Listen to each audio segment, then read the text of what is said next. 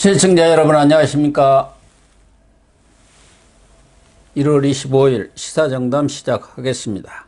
시청자 여러분, 국민의힘 윤석열 후보가 지지율 40% 고지를 돌파해서 대세론을 굳히고 있는 가운데 사정이 결박해진 민주당 이재명 후보가 극약 처방을 내렸습니다.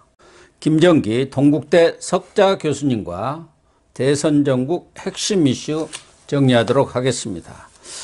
김 교수님, 네. 국민의힘 윤석열 후보가 네. 이준석, 김종인 리스크, 가족 리스크를 털어내고 네. 지지율 고공행진을 지금 다시 시작을 해서 그렇습니다. 골든 크로스를 이룬 것 같아요. 되게 안정적으로 네. 가는 것 같습니다. 그래서 40% 고지를 점령을 했는데 네. 대선을 형성해 가는 그런 분위기인가요? 어떻습니까? 전반적으로 보면은 되게 분위기가 좋습니다. 예. 되게 분위기가 좋고 오죽하면은 이재명이 그 눈물을 흘리고 큰절을 하는 쇼까지 그를 키워준 정치적 고향인 성남시 상대운동 유세 현장에서 그런 악어의 눈물을 흘리면서 거짓 쇼까지 했겠습니까? 위기를 느낀다는 거죠. 그러니까 최근에 뭐 KSOI 한국사회여론연구소 또 PNR 네. 그리고 리얼미터 이런 여론조사들을 보면은 지금 다 40%를 넘겼고 그렇죠. 또 이재명 후보의 격차가 KSOI나 PNR에서는 두 자릿수, 그러니까 10%가 넘는 오차 범위를 훨씬 넘어서는 그런 격차를 보였거든요. 네.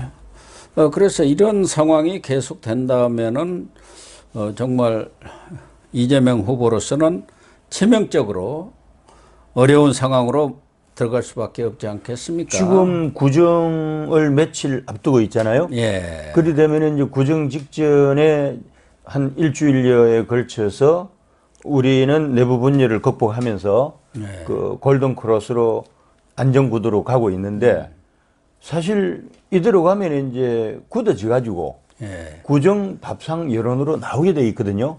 이재명 입장에서는 단기에 무슨 수를 써서 이거를 극복을 하고 다시 이재명 골든 크로스로 갈 뾰족한 수가 없는 거예요. 그래서 이제 이재명이가 눈물을 흘리고 큰절 사과를 하면서까지 이제 그 정치적 고향에 가서 이제 그 업소를 하고 있잖아요. 그런데 이게 이제 전략적으로도 이 사람들이 약속한 것처럼 행동의 일치를 보이고 있거든요. 그러니까 이재명 후보뿐만 아니라 민주당 구성원 모두가 위기를 느끼고 있는 거죠. 그렇죠. 또 이 위기를 계기로 해서 진보 진영 지지자들을 재직결시키는 그런 계기로 만들 수도 있잖아요. 그래서 저는 되게 조직적이고 전략적으로 리얼라이먼트, 재직결시키는 작업을 한다. 왜냐하면은 이재명이가 눈물 흘렸잖아요. 큰절 사과했잖아요. 그런데 약속이라도 한 듯이 민주당 페이스북에 울지 마라 이재명 이런 말이 나옵니다. 그리고 이것도요, 이 후보 모습을 흑백으로 깔았습니다. 흑백은 유권자들의 감성을 극도로 자극할 수 있는 거잖아요. 이게 이런 거 액션 하나하나에 다 나름대로 이 전략이 들어간다는 거고요. 그리고 그 상대운동 유세에서는 경선 경쟁자였던 이낙연도 함께 했습니다. 함께 했고, 그러니까 이제 지지율이 정체되고 있는 그런 흐름 속에서 나름대로 절박함을 이제 내보이고 있고, 그래서 뭔가 보여줘야 된다. 뭐 이렇게 하면서 뭐 본인 뭐 이낙연뿐만 아니라 정성호라고 아시죠? 소위 7인방 중에 그 두목격이잖아요. 자장이죠. 정성호를 비롯한 그 7인방 같은 경우도 기득권 내려놓겠다. 국민이 선택해 주실 이재명 정부에서 국민의 선택이 없는 임명직은 절대로 받지 않겠다라고 이야기하는데 이것도 새빨간 거짓말 아니겠습니까? 옛날에 삼철이 그랬잖아요. 문재인의 삼철이 이렇게 했는데 지금 전해철 이 행정안전부 장관 하고 있지 않습니까?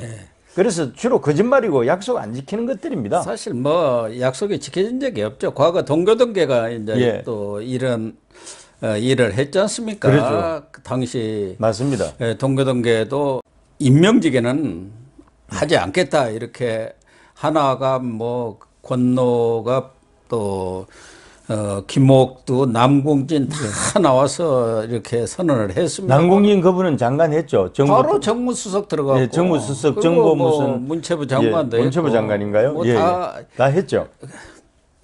이 DJP 정권이 이루어지면서는 예. 그런 선언은 다 잊어버렸었습니다. 그렇기 예. 때문에 이게 하나의 정치적 퍼포먼스지. 그렇죠. 이 7인에 이 사람들이 뭐 선출직 외에 임명직은 안 한다 해서 5년 동안 안 하냐 하면은 그것도 맞습니다. 아니고 또 그것을 국민들이 다 기억하고 있을 리도 없습니다. 맞습니다. 그런데 예. 오늘 지금 송영길 대표가 긴급 기자회견을 가졌지 않습니까? 어유 여기서 꽤 뭐 나름대로 의미 있는 내용들을 내놨어요. 많이 내놨습니다. 예. 우선 이제 어떤 본인이 내용? 불출마 선을 한 거예요. 예, 그렇죠. 총선 불출마. 예. 지금 5선이죠 아마 송영길이가. 그렇죠, 그렇죠. 예. 쉬운 거 아니거든요. 예. 본인을 불사르기가 가장 어렵잖아요. 그리고 뭐 인천시장도 했고, 네네.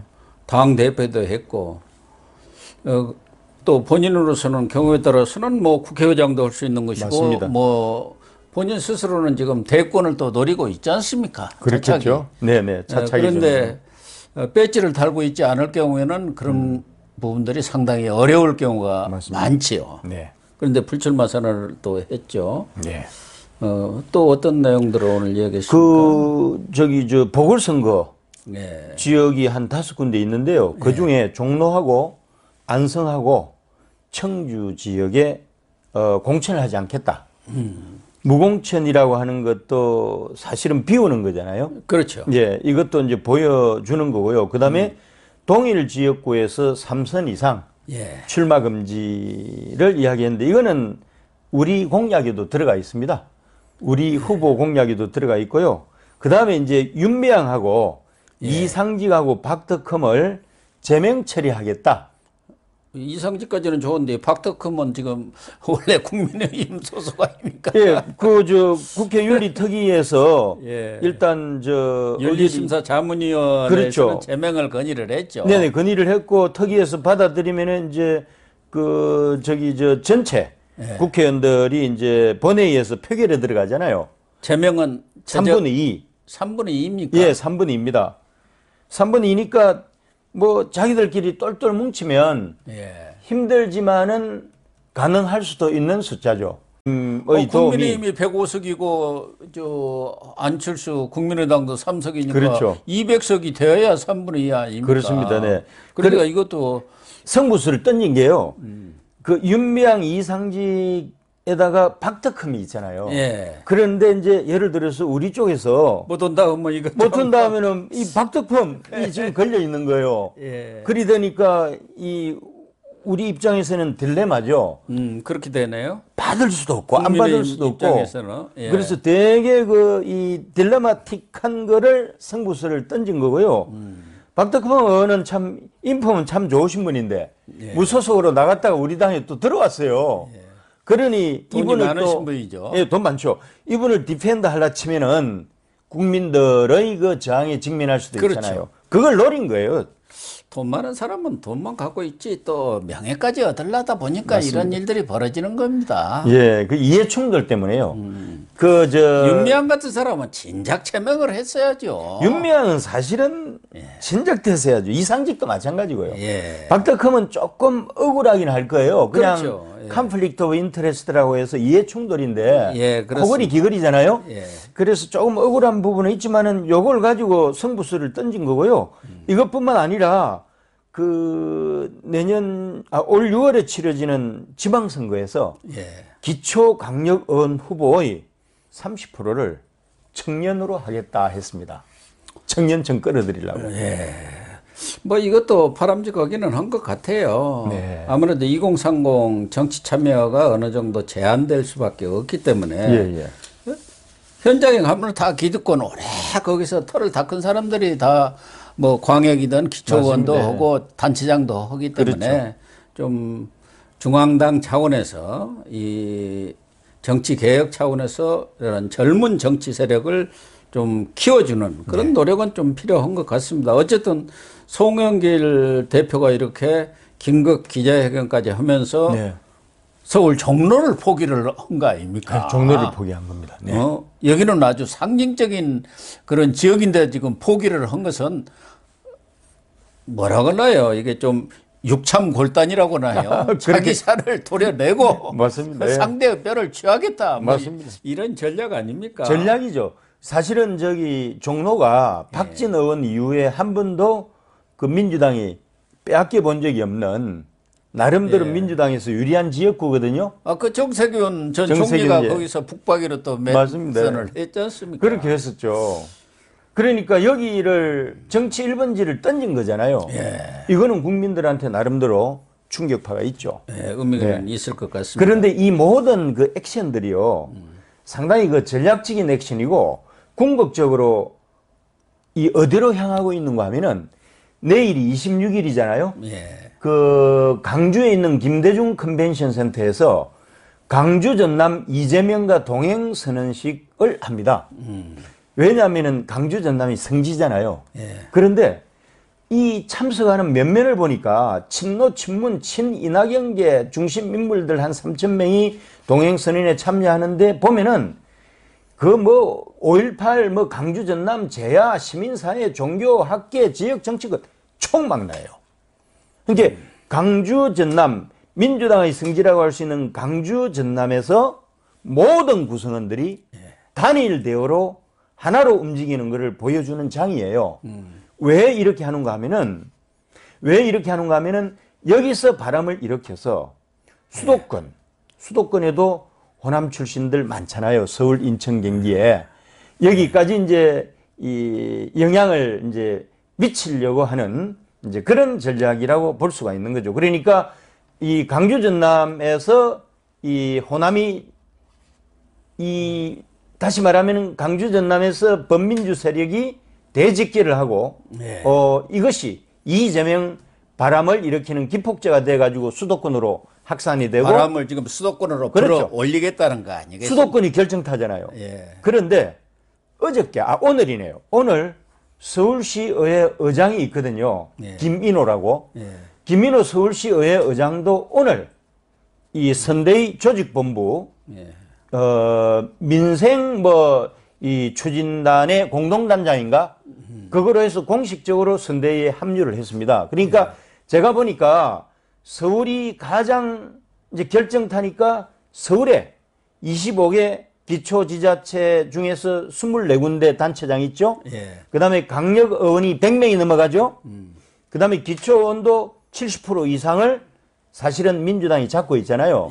사실 서울의 기초 강력 단체장 뭐 등등 해가지고 오세훈 서울시장 빼놓고는 다 공화국이잖아요. 이 공화국을 구성하고 있는 구성원들이 강주의 바람으로, 강주 전남의 바람으로 다시 재집계를 해가지고 올인해달라. 그런 거죠. 뜻이겠죠. 그런 겁니다. 동남풍이 될지 또 뭐 불다가 멈춰볼지 그건 알 수는 없는데 특히 송영길 지금 당 대표가 불출마 선언을 했어요. 그렇지 않아도 김종민 의원이 이른바 58그룹 용태론을 들고 나왔지 않습니까? 그것도 되게 성부수를 세게 던진 거죠. 그래서 86그룹이죠. 86그룹. 이른바 이 586 운동권 이 부분도 상당히 파장이 있을 수밖에 없거든요. 사실은 지금 뭐 이 사람들이 이 운동권들이 한 30여 년 말아먹고 지금도 민주당의 보직을 다 차지하고 있잖아요. 핵심 요직들은 뭐 이인영이다, 뭐 우상호다, 윤호중이다, 다 그 그룹들 아니니까. 586이 한 100명, 86 그룹들이란 말이에요. 다 장악하고 있죠. 그 사람들이 지금 용태론을 이렇게 김정민이가 띄우고 또 송영길이가 그것을 현실화시켰단 말이에요. 이거는 이제 결국 인적 쇄신론을 확산시켜서 지금까지 운동권이 장악했던 정치를 완전히 바꿔보겠다. 지금 이재명이가 성남 상대원 시장이라든가 어제 경기도 지역에 가서 온 것은 새로운 정치를 진짜 완전히 다른 정치를 네. 해보겠다고 문재인 정권에 대해서도 그동안 개혁 세력의 가장 큰 가치인 공정의 문제에 대해서 소홀했고 또 네. 인재 풀에 있어서도 너무 협소했다. 네. 내로남불이라고 이렇게 들을 만도 하다 하면서 문재인 정권을 직격을 했단 말이에요. 이재명이 인정을 했죠. 예. 본인이 스스로 인정한 게 아니고 민주당이 잘못한 거를 인정을 했다는 것은 문재인을 저격한 거죠. 그렇죠. 네. 그 7인에도 임명직 안 하겠다고 하면서도 네. 보복 인사, 회전문 인사, 진영 인사 그 늪에서 그 고리를 끊지 못했다. 그렇죠. 하고 결국 문재인 직격한 거 아닙니까? 그렇죠. 예, 내용적으로는 그렇게 돼버린 거죠. 그래서 지금 이 송영길 대표의 불출마 선언은 임명직이 아니라 선출직 이제 불출마 선언으로 이어지면서 네. 인적 쇄신론으로 확산되지 않겠나 그런 측면도 있는 것 같아요. 그러니까 인적 쇄신론으로 가려면은 위기를 조장해야 되잖아요. 네. 그 위기 조장이라고 하는 것이 이제 이재명의 거짓 눈물도 있지만은 실제로 최근에 그 서울시당 보고서가 있습니다. 예. 그 서울시당 보고서가 서울시 유권자 정치 지형과 대선 전략 함의라고 해가지고 보고서를 이제 생산을 했는데 이게 뭔가 하면은 그 지금 서울 민심이 4.7 때보다도 나쁘고 예. 그 윤하고 안이 단일화 하면은 이가 필피한다. 예. 이대로 가면은 서울은 국민의 힘의 상징색인 빨간색 천지가 된다. 그러니까 그렇게 했습니다. 서울이 빨간색이 된다 하면은 네네. 아니 민주당이 이길 데가 어디가 있습니까? 이길 데가 없죠. 예, 없잖아요. 네. 영남에서 이길 겁니까? 충청도에서 그렇죠. 여기는 윤석열 텃밭 아닙니까? 어떻게 됐든 예. 충청 대망론이 있는 것이고 그렇죠. 호남에서와 서울에서 이기하는데 예. 서울 또 수도권 인천 경기 네. 여기에서 지금 뒤집히고 있는 상황 아닙니까? 그렇죠. 윤석열한테 밀리고 있단 말이에요. 예, 밀리고 있습니다. 전에는 인천 경기는 그래도 예. 어떻게 보면 이재명 입장에서는 정치적 자기 고향이기 때문에 네. 약간 앞섰는데 최근에는 거기서도 뒤집혔어요. 밀리고 있죠. 그러니까 지금 민주당의 이 내부 보고서라고 뭐 어떻게 보면 자기들로 보면은 기밀 사항인데 청기가 지금 흘러나온 것 아닙니까? 청기가 누설된 거예요. 일부러 유출시킨 거예요. 일부러 유출시키면서 이제 자기들 내부의 위기의식도 맞습니다. 이렇게 고조를 시켜보겠다. 그러면서 그렇게 해서 인적 쇄신을 하겠다. 예. 그렇게 해갖고 새로운 모습을 보여주고. 그렇죠. 그래서 지금 이재명이가 성남에 가서 아주 완전히 새로운 정치를 보답을 하겠다. 예. 국민 여러분께 보답하겠다고 이렇게 주장하고 나선 맞습니다. 게 이게 간단치 않다니까요. 예, 간단치 않습니다. 여권에서는 정치적인 큰 회오리 바람이 불 가능성이 있어요. 대선까지의 그렇죠, 그렇죠. 그 과정에서 전원 뭐 불출마 선언을 한다든가 뭐 맞습니다. 이런 상황이 벌어질 수가 있죠. 그게 이제 운동권 정치를 이제 청산하겠다 그 이야기거든요. 국민들이 이제 그 웬만해서는 감동을 안 하잖아요. 안 하죠. 그러니까 아마 눈물 없어 정치 이거 하면 또 악어의 눈물이구만. 딱 그러잖아요. 상습범들이구만. 전에도 뭐 큰절하고 뭐 난리 났었잖아요. 예, 더 이상 안 먹힙니다. 예. 그러니까 눈에 보이는 인적 쇄신이야말로 사실은 국민들을 감동으로 이끌 수 있으니까 아마 일파만파가 될 것 같은데요. 우리 국민들이 지금 운동권 정권에 대해서는 이제 아주 그냥 상당히 거부감 정도를 넘어서 맞습니다. 진절머리를 치는 그런 상황 아닙니까? 그렇기 때문에 이게 오늘 뭐 송영길이가 이렇게 불출마 선언하고 나선 거 거기에 미리부터 그 김종민 원래는 친문입니다만은 안희정 계죠. 이 김종민 의원이 86그룹 퇴진론을 들고 나온 배경에는 아마 본인 뭐 그런 생각보다도 이재명 측의 힘이 작용했다고 봐야죠. 그렇게 봐야죠. 그래서 지금 서울 시당이죠. 서울 시당에서 이렇게 2,500명에 대한 유권자 정량 분석, 정성 분석. 그러니까 포커스 그룹 인터뷰가를 해서 이렇게 보고서를 낸 거 보면은 이대로 가면 100% 진다 그 얘기 아닙니까? 결론은 그거죠. 뭐. 이대로 가면 진다. 그러니까 뭔가 획기적인 조치가 나와야 한다. 네네. 혁명적인 그런 조치가 나와야 한다. 그 얘기란 말이에요. 예, 바로 그겁니다. 그러니까 그래서 지금 이재명 후보도 네. 이 정치 고향인 성남에 가서 눈물로 예. 자기의 잘못을 반성이랄까? 어쨌든 이렇게 읍소 작전을 편 거고 상징성이 있는 곳만 갔잖아요. 예. 성남도 그렇고 강주도 그렇고. 이어서 송영길 대표 또는 이런 긴급 기자회견 이런 것들이 지금 일련의 수순이 어떻게든 서울 밥상에 예. 새로운 모습으로 좀 올려갖고 서울 민심을 좀 잡지 않으면은 예. 이번 대선 필패다 이렇게 인식하고 있는 거 아니겠습니까? 그렇게 생각하죠. 이제 굳어지니까요. 예, 굳어져 버리죠. 굳어져 버리니까. 근데 뭐 설지나 뭐 한 달뿐이 안 남아요. 맞습니다. 그리고 본격적인 대선전에 들어가면은 뭐 특별한 변수가 나오지 않는 한 그걸 뒤집기가 그렇게 쉽지가 않거든요. 지금까지 대선 그런 과정을 보면요. 그리고 또 우리는 또 이 안철수하고 후보 단일화라고 하는 호재도 있잖아요. 예. 예, 호재도 있고 하니까 이대로 가면은 지는 걸로 이렇게 판단을 하는 거죠. 예. 그래도 서울시당 그 보고서 핵심 내용을 보면은 예. 되게 나름대로 그 내부 문건이지만 분석을 정밀하게 잘했더라고요. 예, 제가 볼 때도 상당히 예. 자신들의 그런 것을 감추지 않고 그렇죠. 다 드러내놓고 맞습니다.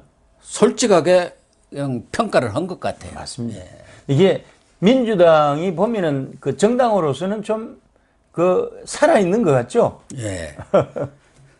그래서 이 서울시 이 평가 보고서를 언론에도 이렇게 리크 흘린 거 보면은 이재명 후보와 민주당이 아주 마음을 크게 먹은 것 같습니다. 그렇죠. 이대로 가다가는 절대로 박스권에서 헤어날 수도 없고 대선도 패배한다. 맞습니다. 그렇기 때문에 혁신적인 그러한 조치가 취해져야 한다. 그런 판단하에 지금 일련의 작업들이 이루어지고 있는 것 아닌가 그런 생각이 드는데요. 민주당이 이런 거 잘하잖아요. 네. 그래서 결국은 공동의 목적이 이제 결국은 정권을 연장하는 건데 예. 그 공동의 목적을 위해서 이 사람들은 지금까지 역사적으로 보면은 항상 원팀으로 갔었어요. 예. 궁극적으로는 그렇게 해서 자기들이 가지고 있는 최대치로 이 결과를 만들어내는 그런 역사를 가지고 있잖아요. 그렇습니다. 예, 지금 그 몸부림이라고 몸부림을 치고 있습니다.